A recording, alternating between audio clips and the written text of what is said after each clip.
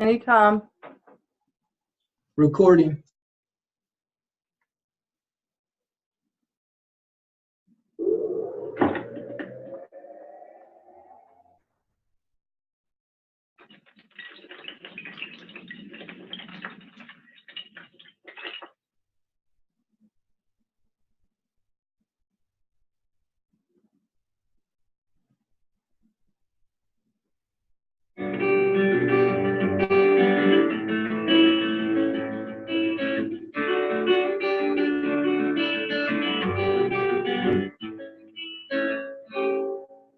Are you teachable? Yahoo, I need to know. Are you reachable? Just how far are you willing to go? Are you humble? Oh, and are you teachable?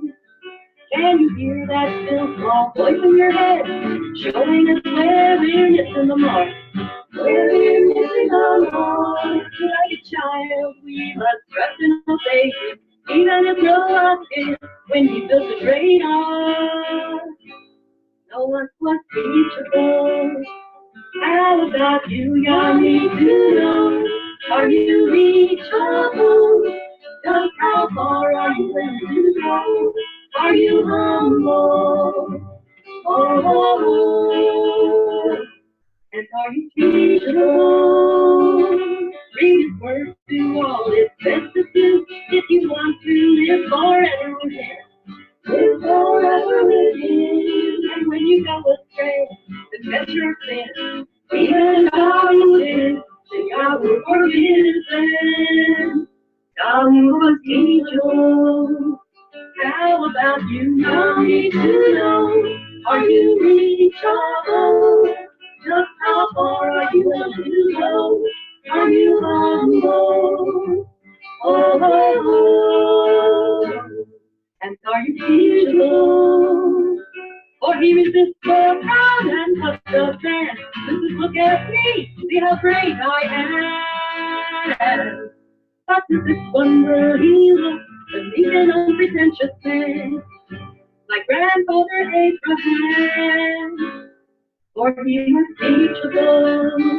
How about you? Y'all need to know. Are you reachable? Just how far are you willing to go? Are you humble? Oh, and are you teachable?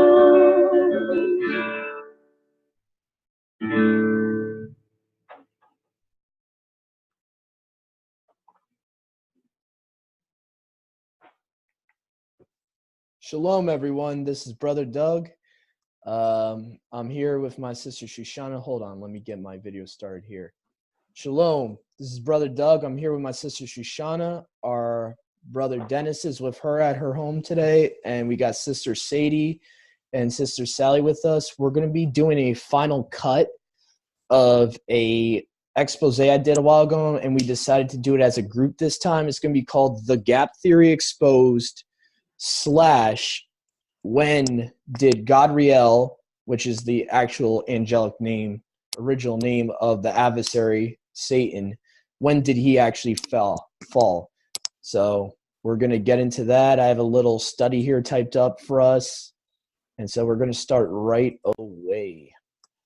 Okay, so let's go up to the top here. First, we're going to deal with the gap theory part. So we're going to go with Jeremiah chapter 4, verse 23, which is going to deal with the context of that. We're going to look at the context of that. Is that the same context of Genesis 1:1 to 1:2? So that's the first thing we're going to do. Okay. Now, Jeremiah chapter 4, verse 23 says, I beheld in the earth, lo, it was without form and void. Tohu wavovu. Okay. That's the Masoretic Hebrew phrase that people that believe in the gap theory will say, okay, that's the same word or words as Genesis 1:1 to 1:2. But let's get some context here. I beheld the earth, and lo, it was without form and void, and the heavens, and they had no light. Okay, so they'll say, see, it was empty. It was formless and void, and it was empty, and there was darkness. There was no light. Same thing as Genesis 1:1 to 1:2. Let's keep reading, though, here. I beheld the mountains, and lo, they tremble, and all the hills moved lightly. And I beheld, and lo, there was no man, and all the birds of the heavens were fled. So wait a minute. This is talking about a creation that's already been created. Genesis 1:1 is the context is that it hasn't even been created yet. There would be no birds, there would be no man, no beast, nothing. So there's a different context in Jeremiah chapter 4. And it says, I beheld, and lo, the fruitful place was a wilderness. And all the cities thereof were broken down at the presence of Yahuwah and by his fierce anger. Now that's the context. This is talking about Yahuwah's wrath. This is a prophetic book talking about his wrath. So now we're going to compare that context of Jeremiah chapter 4, verses 23 to 26 with Genesis chapter 1, verse 1. We're going to start at. We're going to see if it's the same context. In the beginning, Yahuwah, should say Yahuwah here, made the heaven and the earth. But the earth was an unsightly, meaning there was nothing there, and unfurnished, empty. Basically empty, dark and empty. Nothing had, basically the earth was just being created. Nothing was finished yet. And the darkness was over the deep, and the Spirit of Yahuwah moved over the water. So this is like the very beginning of the creation of the earth. So there's two completely different contexts. Jeremiah 4 is about destruction, his wrath. It's a prophetic book about the end times. Okay? And Bereshith, Genesis, is about the creation of the earth. It's unsightly and unfurnished because he just started making the earth. Okay? So that was Genesis chapter 1:1, comparing that to Jeremiah 4:23. Okay, and let's go to the next cross-reference here. Now, people that believe in the gap theory will say that Adam and Eve were told to refill the earth, that there was a pre-Adamite rebellion with Gadriel, Satan. He led this pre-Adamite rebellion, and that the earth had to be created a second time. So we're on a second earth. So let's test that. Okay, Genesis chapter 1, verse 28. So we're going to stay in Genesis chapter 1. And right here it says, and Yahuwah barak them, saying, increase and multiply. And I'm reading from the Septuagint here. This is the oldest Tanakh that we have to date. And actually, the only other translation or manuscript we have that is just as old as the Septuagint is, sorry about that, Shushan. I didn't realize I had you muted the whole time. And Yahuwah barak them, saying, increase and multiply and fill the earth and subdue it and have dominion over the fish of the seas and the flying creatures of heaven and all the cattle and all the earth and all the reptiles that creep on the earth. So what I was saying before was that the Septuagint, the only other manuscript that's just as old as it, to the closest we have to the original Tanakh, the original Old Testament, is the Samaritan Pentateuch, and which says replenish. Now the thing is, people will say replenish means to fill again, but let's go to a older dictionary. Okay, I'm going to go to the KJV 1611 dictionary. So this is going to be a dictionary that would have the definition of that exact word that's being used in the Masoretic text and what it originally meant, not what it means now, but what it originally meant. Okay, when they were using it. Okay, so replenish here. I'm putting it on my shared screen here so people can see. Anyone let me know if it's not on the screen so I can redo the share screening. Okay, so it says the first definition of replenish from the KJV that is used for the Masoretic text says to fill. Does not say refill. Okay? To fill. To finish. Does not say refill. Okay?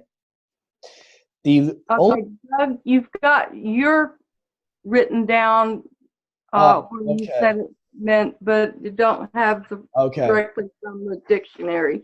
Okay, thank you, sis. All right, here we go. There we go. Thank you for letting me know that.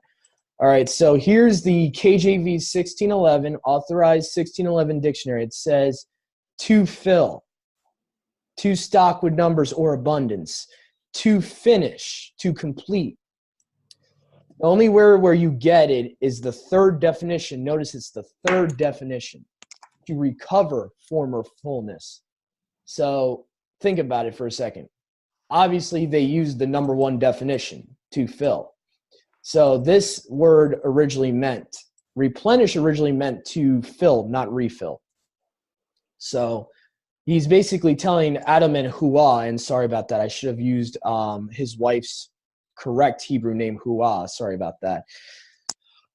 So Adam and Hua were commanded in Genesis 1:28 to fill the earth, not refill it. So that's the point I was trying to get to here. So it should have been translated as to fill the earth and subdue it and have dominion over the fish of the sea, over the fowl of the air, and over every living thing moved upon the earth. And I used the 1611 dictionary, which uses the 1828 Webster. You can look that up for yourself. I'll probably give you the link in the video when we upload it to YouTube to look it up for yourself. And for those who have the Hallelujah scriptures, it is translated correctly. Mm-hmm. Yeah, let's see here. I want to see how the restored name versions do it here. ISR, fill the earth. ISR 1998 does it correctly. What about the 2009? Yep, fill the earth, not refill. And actually the Tyndale, fill the earth. Okay, so even an older translation than the King James says fill the earth. So any decent translator will know that that Hebrew word means fill, not refill. So that's pretty self-explanatory with that one. Here we go. Now this is the next cross-reference I wanted to get to here. That's pretty strong against the pre-Adamite rebellion that people will say. Romans chapter 5 verse 12, which tells you who actually brought sin into the world, and it wasn't the devil.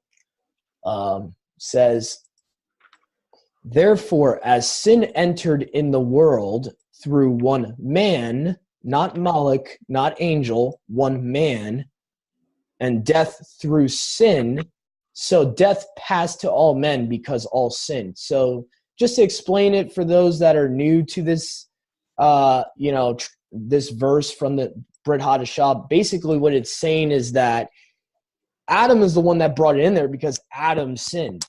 The devil got him to sin. Now, the devil sinned in heaven, but he did not physically bring sin into our world. That was Adam. Adam had the authority by Yahuwah over this physical world. He gave it to the devil, so he sinned. And so just to kind of explain that to people that might be confused. So that was Romans chapter 5, verse 12.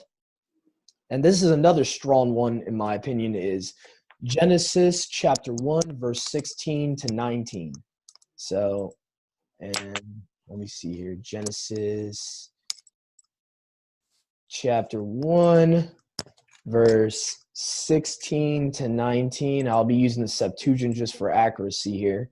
It says, and Yahuwah made the two great lights, meaning, the sun and the moon, the greater light for regulating the day, and the lesser night for regulating the night, the stars also. So the stars are not the lesser light. I know some people on the solar calendar believe that, but Septuagint clearly tells you that the lesser light is the lesser light. The stars are separate. They're different. So they are not the lesser light. The moon's the lesser light. You can actually get that in the book of Enoch. Okay, so that was Genesis chapter 1, verse 16, but let's continue. And it says, Yahuwah placed what? The stars, the moon, and the sun in the firmament of the heaven, so as to shine upon the earth, and to regulate day and night, and to divide between light and darkness. So morning and evening, to divide that. And Yahuwah saw that it was two, and there was evening, meaning sunset, and then there was morning, the fourth day. And just to explain it, to help people understand what a day is, scripturally speaking, it's evening to evening. Sunset to the next sunset is one whole 24-hour period. So this is the fourth day. So at the least, Satan wasn't even created until the fourth day. So how was there a pre-Adamite rebellion before Genesis 1:2? That wouldn't even make sense, because you don't get Satan created until verse 19 here, or verse 18. So that doesn't even make sense. So Satan wasn't even created until day 4, at the earliest. Okay, and also in Genesis chapter 3 is when Satan actually rebelled. So you don't get until about day 6 or day 7 here. I believe this is actually day 7. This is after Adam and Hawa are created in Genesis 3 here. It says, and the two were naked, both Adam and his wife, and were not ashamed. But the Nakash, the shining one, the diviner, was most crafty of all the brutes on the earth, which Yahuwah Elohim made. And the Nakash said to the woman, whereas Yahuwah said, eat not of every tree of the garden. So here's where he started to turn bad. He, on purpose, is trying to get them to sin. And the woman said to the Nakash, we may eat of the fruit of the trees of the garden, but of the fruit of the tree which is in the midst of the garden, Yahuwah said, you shall not eat of it, neither shall you touch it, lest ye die. And the Nakash said to the woman, you shall not surely die. So the lie of reincarnation here. For Yahuwah knew that in whatever day you should eat of it, your eyes would be opened, and you would be as mighty ones, as deities, knowing good and evil. And the woman said that saw that the tree was too for food, and that it was pleasant to the eyes to look upon it, and beautiful to contemplate. And having taken of its fruit, she ate, and she gave to her husband also with her, and they ate. And if you go later on, I believe in, let's see, I think it's verse 14 down here. You go down to verse 14 here, it says, and Yahuwah Elohim said to the woman, why have you done this? And the woman said, the Nakash deceived me, and I ate. And Yahuwah Elohim said to the Nakash, because you have done this, you are cursed above all cattle and all brutes of the earth.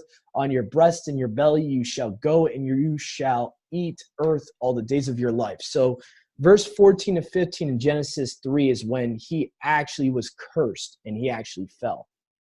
Okay, so Satan's fall did not happen until basically day 7.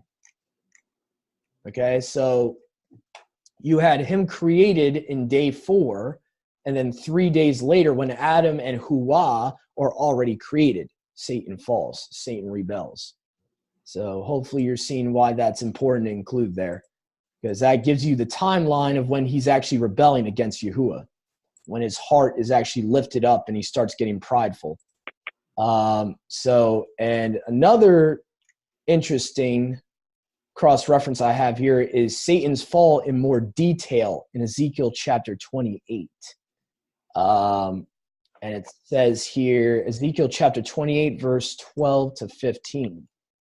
And here you go. It says, Ezekiel chapter 28, verses 12 to 15. I'll be using the Restored Name King James because it's the easiest to understand from this particular chapter. It says, Son of man, take up a lamentation upon the prince. The actual original Hebrew word from the Septuagint here to note is prince, like principality. Okay, so it's talking about an angel. The prince of Tyre, and say unto him, thus says Yahuwah, you seal up the sum full of wisdom and perfect in beauty. So the Nakash was wise. He was perfect in beauty when he was created. You have been in Eden, the garden of Yahuwah. Every precious stone was your covering, the sardius, the diamond, the beryl, the onyx, and the jasper, and the sapphire, the emerald, the carbuncle, and gold, the workmanship of your tabrets and your pipes. You know, like, wonder, that's probably where we get Pay the Pied Piper from. That was prepared in you in the day you were created. Yep, go ahead. Music. Yep, music, pipes, he's playing flutes, you know.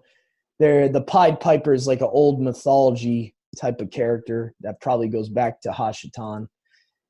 And you are the anointed cherub. So he was an anointed cherub that covers, the Ark of the Covenant. You got the covering cherubs.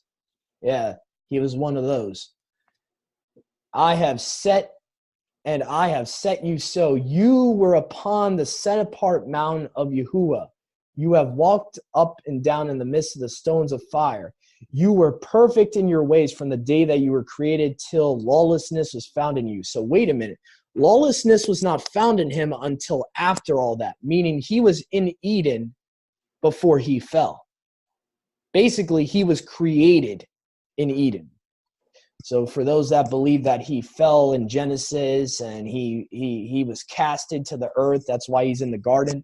According to Ezekiel 28, him being in the garden of Yahuwah was not a punishment. He wasn't casted out of heaven. He was created in Eden. So that was Ezekiel chapter 28, verses 12 all the way to 15. So he had all these coverings, the tabrets, he had pipes. He was perfect in beauty and wisdom until lawlessness was found in him. So technically he was the first sinner, but he did not bring sin into the world. That was Adam. So just to reconcile Romans 5 with Ezekiel 28.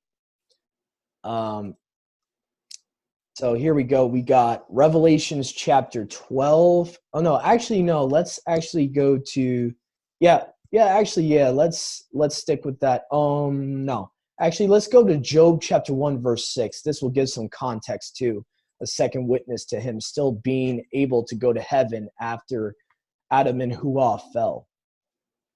Okay, so this is Job chapter 1, verse 6, and this is after Genesis, after Bereshit. So it says, Job chapter 1, verse 6, in the Septuagint it says, and it came to pass on a day that, behold, the angels of Yahuwah came to stand before Yahuwah, and the devil came with them.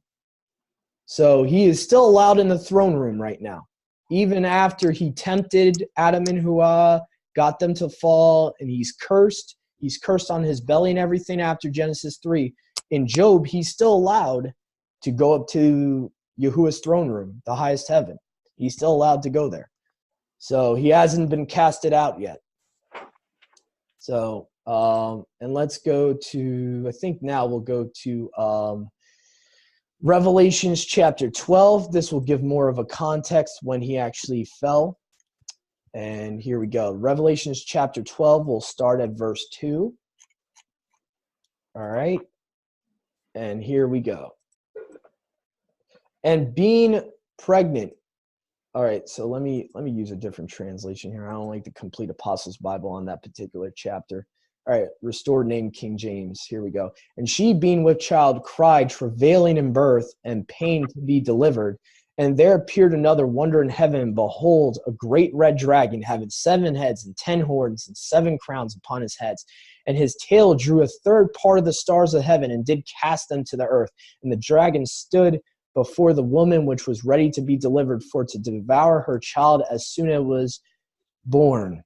And she brought forth a man-child who was to rule all nations with a rod of iron. Her child was caught up to Yahuwah and to his throne. So the dragon, being casted down with the 1/3 of the stars, the 1/3 of the angels were taken with him. Basically, they rebelled with Hashatan, Satan, Gadriel. And as he's being casted down to the earth, it's the same timeline as Yahusha being born on earth. So it's the same exact time period. That's when he's being cast down to the earth. And so the obviously being caught up to Yahuwah and to his throne is referring to Yahusha's resurrection that would happen later. And the woman fled into the wilderness, where she had a place prepared of Yahuwah, and they should feed her for 1,260 days. Now, originally, this was partially fulfilled with Miriam and Yosef fleeing to a wilderness of Egypt, away from Herod. Satan possessed Herod to try to kill Yahusha as he was being born. So just to try to give you a context of what it's talking about here. And in the end times, this will be fully fulfilled when the woman, referring to the 144,000 would be kept there and be nourished for 1,002 and 70 days, while the remnant of her seed is being chased down by Satan and the anti-Messiah. And so verse 7 here, and there was war in heaven. So while Yahushua is being born, there's war in heaven at that same time. And Michael and his Malachim, his angels, fought against the dragon, and dragon fought in his Malachim, his angels, and prevailed not, neither was their place found any more in heaven. So at that time, there was not found a place in heaven any longer for the devil and his angels. And the great dragon was cast out. So at this point, he was cast out. The old serpent called the devil and Satan, which deceived the whole world, he was cast out into the earth, and his angels were cast out with him. So we only have a few minutes before we're going to have to do a part 2. I would also like to show you one cross-reference real quick before we do a part 2. It's Revelations chapter 21, verse 1. And this is another proof to show that we are still on the first earth. We are not on a second earth yet. Okay, so Revelations chapter 21, verse 1, which says, and I saw a new heaven, singular, and a new earth, singular. For the first heaven and the first earth were passed away, and there was no more sea. This is after the millennial. This is after the last great battle. Satan is defeated, thrown into the lake of fire. So this is all future here. This has not happened yet. We're still on the first earth. That's Revelations chapter 21, verse 1. And it says, there's going to be a second heaven. There's not going to be a third heaven. There's not going to be a third earth. There's going to be a second heaven and second earth. So I just want to give some time to my brothers and sisters before we do a part 2. If they have anything else to say, let me unmute Sister Sally. Brother Dennis, Shoshana, Sally, or Sadie, anything to say before we do a part 2? I gave you my input already. All right. Anyone else? Okay. Alrighty then. Well, please stay tuned, everyone. Thank you for joining us today, and we will be bringing shortly the part 2. We got maybe a couple cross references. The part 2 will be very brief. So thank you for joining us, and hopefully this has brought some clarity already about the heresy of the gap theory. Thank you for joining us. This is Brother Doug with my sister Shoshana, our brother Dennis, and Sister Sadie and Sister Sally. Shalom. Shalom. Shalom.